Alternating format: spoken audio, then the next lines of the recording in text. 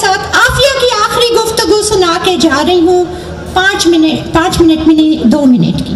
عافیہ نے اپنا ایک خواب سنایا امی سے اس نے کہا یہ آخری فون کال ہے جو ہمارے عافیہ سے ہوئی ہے، اس کے بعد عافیہ سے ہماری بات نہیں ہوئی ہے. اس نے یہ کہا کہ امی جان، میں نے نبی کریم صلی اللہ علیہ وسلم کو اپنے خواب میں دیکھا رات کو. تو آپ صلی اللہ علیہ وسلم جب تشریف لائے تو میں نے پوچھا کہ یا رسول اللہ میرا یہ امتحان کب تک چلے گا؟ تو آپ صلی اللہ علیہ وسلم مسکرا دیے اور انہوں نے میرے سر پہ ہاتھ پھیرا اور انہوں نے کہا بیٹی تمہارا امتحان نہیں ہے، یہ تمہارا تو کب کا ختم ہو گیا. تو عافیہ کہہ رہی ہے میں نے ایک دم سے پوچھا کہ یا رسول اللہ پھر میں یہاں کیوں بند ہوں صلی اللہ علیہ وسلم. تو آپ صلی اللہ علیہ وسلم کی آنکھیں نم ہو گئی، ان کے آنسو تھے آنکھوں میں اور آہستہ سے بولے، اور عافیہ رونے لگی تھی اس وقت اور بولی میں نے کیوں یہ سوال کر لیا. مگر آقا صلی اللہ علیہ وسلم کا جواب سن لیجئے جس سے ان کی آنکھوں میں آنسو تھے، اور وہ جواب یہ تھا کہ بیٹی یہ امت کا امتحان ہے، یہ امت کا امتحان ہے. اعوذ باللہ من الشیطان الرجیم، بسم اللہ الرحمن الرحیم.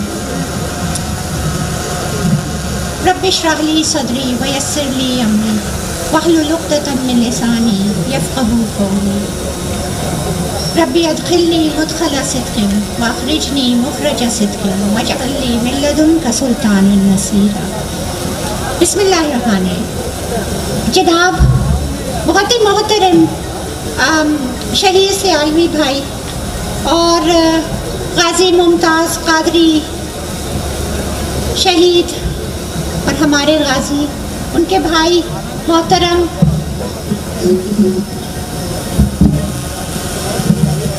اور جناب نوجوانان اسلام اور پاکستان کشمیر، السلام علیکم. میں آج بہت مشہور ہوں آپ لوگوں کی، اور مجھے یہ بھی اندازہ ہے کہ آپ لوگ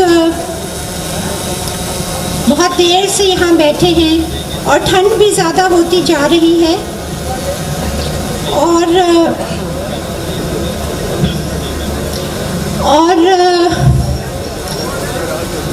جذبات بھی اتنے زیادہ ہیں. اور محترم شہید سیالوی بھائی کی تقریر، پرجوش تقریر، اس سے پہلے تمام تقاریر آپ لوگوں نے سنی.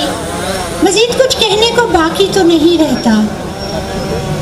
میں صرف ایک چیز کہوں گی کہ سورہ توبہ کی 24ویں آیت ہے جس کا مفہوم کچھ اس طرح سے ہے. میں نے نکالا تھا لیکن وہ پتہ نہیں اسی وقت فون جو ہے وہ بلیک آؤٹ ہو گیا کہ میں وہی پڑھ کے سنا دوں گی، لیکن اس کا مفہوم کچھ اسی طرح سے ہے کہ اپنے والدین، اپنی اولاد، اپنے بھائی، اپنی بہن، اپنے خاندان، اپنے مال، اپنے گھر جن میں تم رہتے ہو اور تمہیں پیارے ہیں، اور وہ تجارت جو تم کرتے ہو جس کے کھو جانے کا خوف ہوتا ہے، اگر اس سب سے زیادہ پیارا اللہ اور رسول نہیں ہے تو پھر تیار ہو جاؤ اس عظیم عذاب کے، اور ہدایت سے تم محروم ہو جاؤ گے.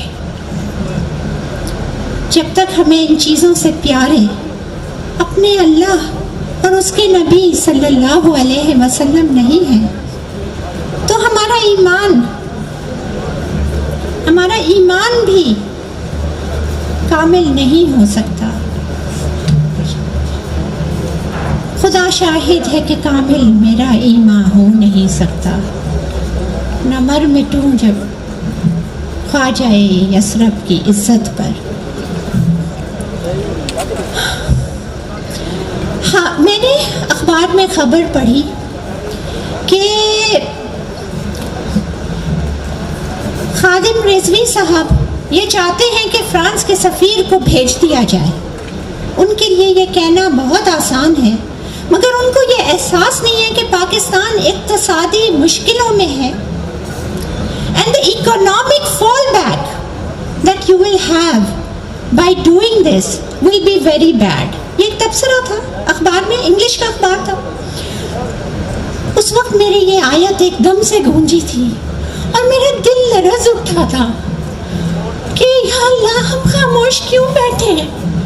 اللہ تعالیٰ تو کہتا ہے وہ تجارت جو تمہیں پیاری ہے, جس کے کھو جانے کا تمہیں خوف ہے, اگر اس سے زیادہ عزیز تمہیں میرا رسول, تمہیں اللہ اور اس کا رسول نہیں, تو عذاب کے لیے تیار ہو جائے. ایمان تو ہے ہی نہیں, ہدایت, محروم ہدایت سے.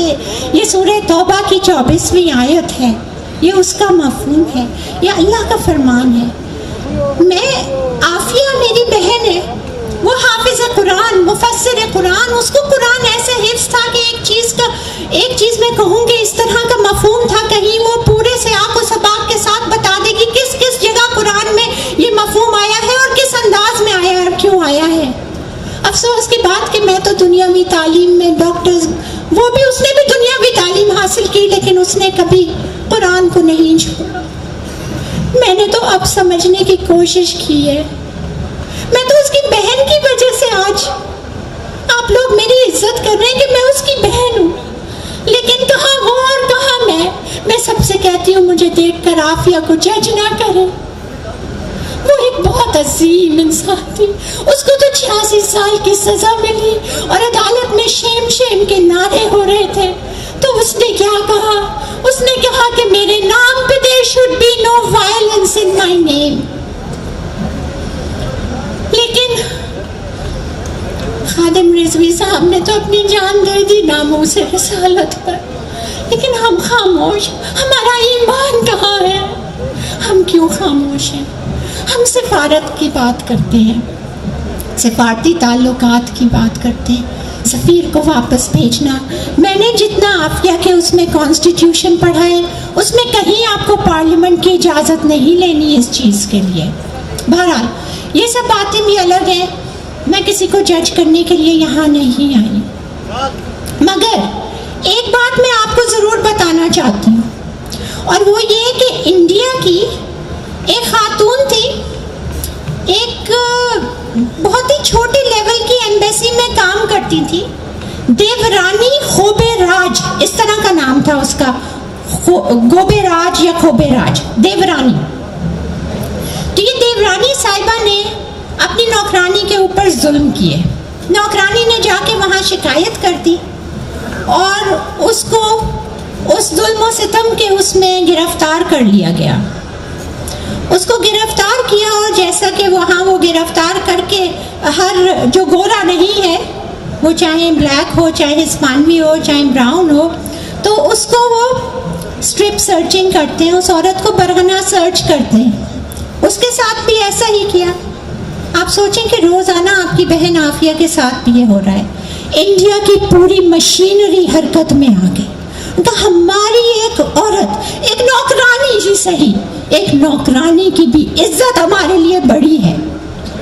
منموہن سنگھ تھے اس وقت, اور انہوں نے فوراً اسی وقت یہ خبر ملتے ہی احتجاج کیا, سفیر کو بلایا, اس سے اس کی ڈپلومیٹک امیونٹی کا کارڈ ہوتا ہے سفارتکاروں کے پاس, کہ جس سے کہ وہ کوئی جرم کریں یا کچھ کریں تو ان کے اوپر کوئی مقدمہ نہیں کر سکتے. وہ کارڈ اس سے لیا فوراً, اور کیا کیا؟ سیکیورٹی. اب امریکن ایمبیسی کے باہر ہماری آپ نے دیکھی ڈپلومیٹک انکلیو میں سیکیورٹی کا عالم, رائٹ؟ پوری سیکیورٹی ہٹا دی, پوری سیکیورٹی ہٹا دی. 3 دن کے اندر دیورانی کہاں تھی؟ انڈیا میں. اور سفیر کہاں تھے؟ امریکہ میں. ایک دن بھی سیکیورٹی ہٹا دیں تو وہ انڈیا میں رہیں گے؟ پاکستان میں سیکیورٹی ہٹا دیں فرانس کی ایمبیسی سے, کیا ہوگا؟ آپ کا مطالبہ پورا ہو جائے گا. وہ اپنی اس عورت کو جس نے اقبال جرم کیا, جس نے کہ ہر چیز کا وہ کیا کہ ہاں میں مجرم ہوں, جس نے ظلم کیا, جس نے مارا, آپ اپنی ایک معصوم, انہوں نے کہا تم نے اس کے کپڑے, اس کے آنچل پہ ہاتھ کیسے لگایا؟ یہ عورت کی عزت کی بات کر رہے ہو ان کے، تو پھر انڈیا کے ساتھ سلوک بھی دیکھ لیں امریکہ کا. مودی جاتا ہے تو سر کیسا کر کے سینہ تان کے چلتا ہے، اور ہمارے جاتے ہیں تو سر جھکا کے غلاموں کے غلام بن کر جاتے ہیں. کیا عافیہ کے لیے نہیں کر سکتے تھے کہ تم نے کیسے اس کو بہانا کر کے کلام پاک اس کے قدموں پہ ڈالا، کلام پاک کہ وہ راکھ ڈالے، اور کہا ان کے اوپر سے چلو ورنہ تمہیں کپڑے نہیں دیں گے. عدالت میں پیشی سے پہلے یہ ہر میڈیا چینل پہ چلی تھی نیوز، یہ ہر جگہ یہ آیا. لیکن پاکستان کے سربراہان نے کیا کیا؟ عافیہ نے عدالت میں خود یہ کہا کہ انہوں نے میرے ساتھ یہ ظلم کیا ہے، اور یہ جج رچرڈ برمن کے حکم کے اوپر کیا جو اس نے کہا کہ یوز آف فورس استعمال کیا جائے. تو جج کے سامنے اس نے یہ کہا کہ آپ نے یہ کیا. اس نے اپنا نقاب اتار کے اپنے دانت دکھائے، اپنا منہ دکھایا، اپنے ہاتھ دکھائے، زخموں سے لہو لہان کہ اتنا مارا ہے کہ تم چلو کلام پاک کے اوپر. اس نے وہی عدالت میں یہ کہا کہ میں کیسے چلوں، میں یہ کلام میرے اللہ کا کلام ہے، اور یہ میرے آقا دو جہاں صلی اللہ علیہ وسلم کے سینے پر اترا تھا. میں کیسے چل دوں اپنے آقا کے سینے کے اوپر؟ میں یہ کیسے کر سکتی ہوں؟ یہ کیا ہے؟ اور اس نے سوال کیا تھا، اس نے سوال کیا تھا کہ کیا دنیا میں کوئی مسلمان باقی نہیں ہے؟ کیا دنیا میں کوئی مسلمان باقی نہیں ہے کہ وہ یہ تو رکوا دے میری رہائی؟ تو بہت دور کی بات ہے.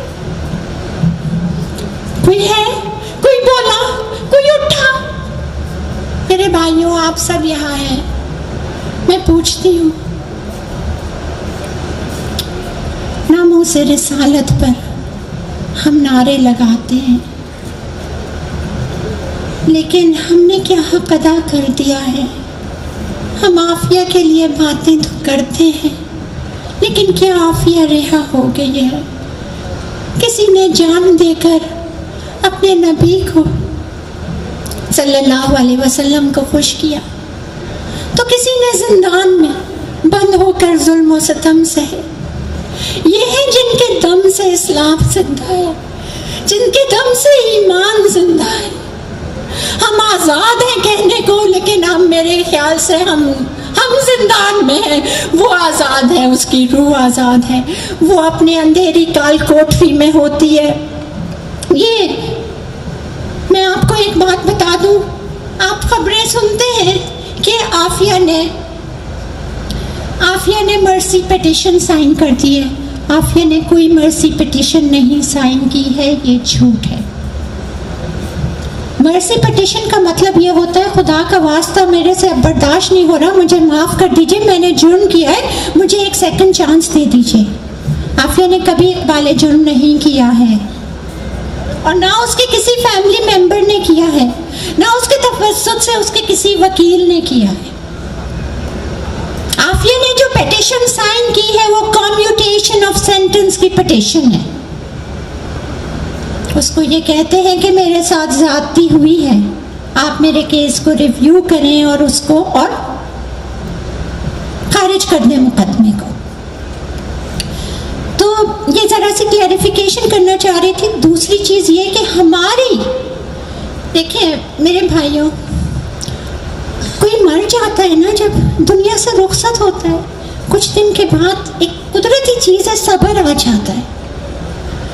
لیکن جب کوئی کھویا ہوا ہوتا ہے یا کسی اپنے پیارے سے آپ رابطے میں نہیں آ سکتے اور آپ کو یہ پتہ ہے کہ وہ برے حال میں ہے، تو روز جیتے ہیں اور روز مرتے ہیں، اس کا صبر نہیں ہوتا. موت موت پکارتے ہیں اور موت نہیں ہوتی. روز رات کو مرتے ہیں اور روز صبح کو جیتے ہیں، ہنستے بھی ہیں، مسکراتے بھی ہیں، لیکن کسی کو نہیں پتا دل پہ کیا گزرتی ہے.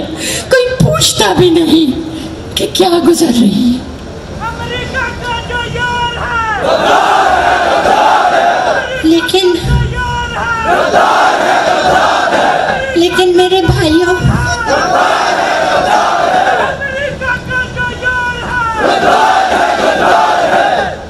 پچھلے 3.5 سال 3.5 years سے ہم نے عافیہ کی آواز بھی نہیں سنی ہے.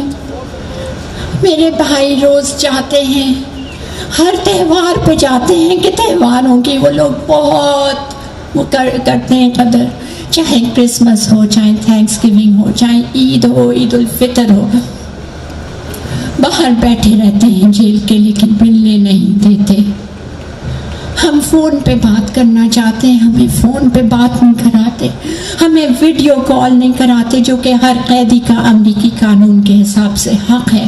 3.5 سال سے ہمیں کچھ بھی نہیں پتا, ہمیں کچھ بھی نہیں پتا, مگر وہ اللہ ہے, اپنے کارنامے ہیں اس کے, وہ کس وقت کس کے ساتھ کیا کرتا ہے.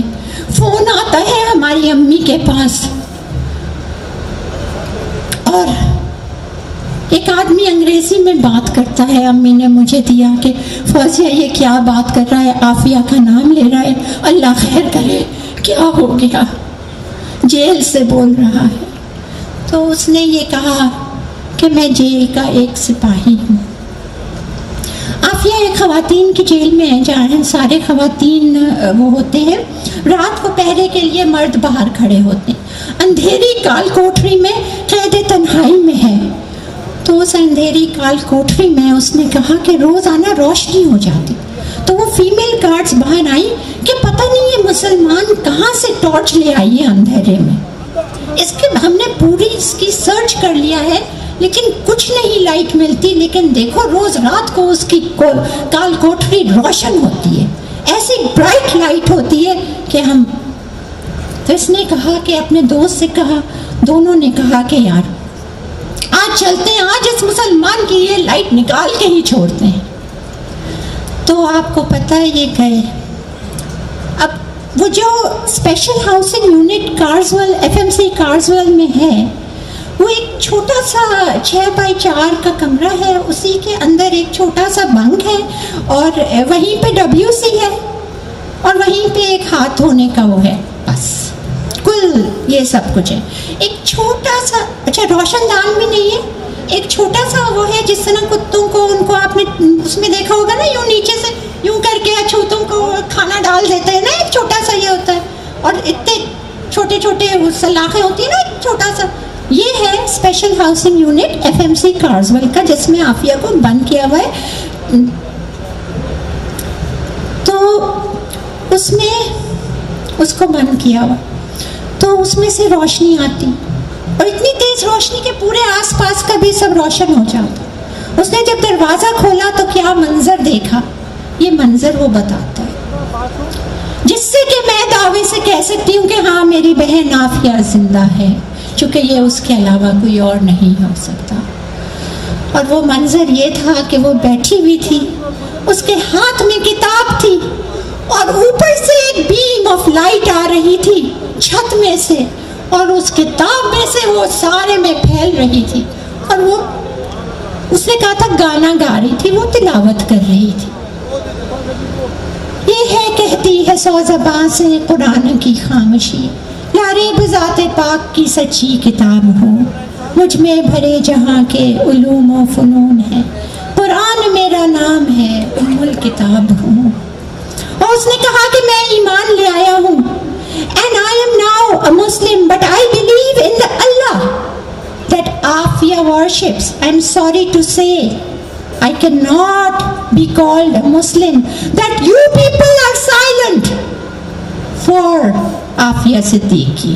اس نے کہا میں مسلمان ہو گیا, لیکن میں اپنے آپ کو مسلمان نہیں کہوں گا, چونکہ تم مسلمان جو ہیں وہ اتنے بے غیرت ہیں کہ وہ مسلمان کہنے کے قابل نہیں. میں اس اللہ پہ ایمان لائی ہوں جس کی آپ یہ عبادت کرتی ہے, آپ پتہ نہیں کس اللہ کو جانتے ہیں.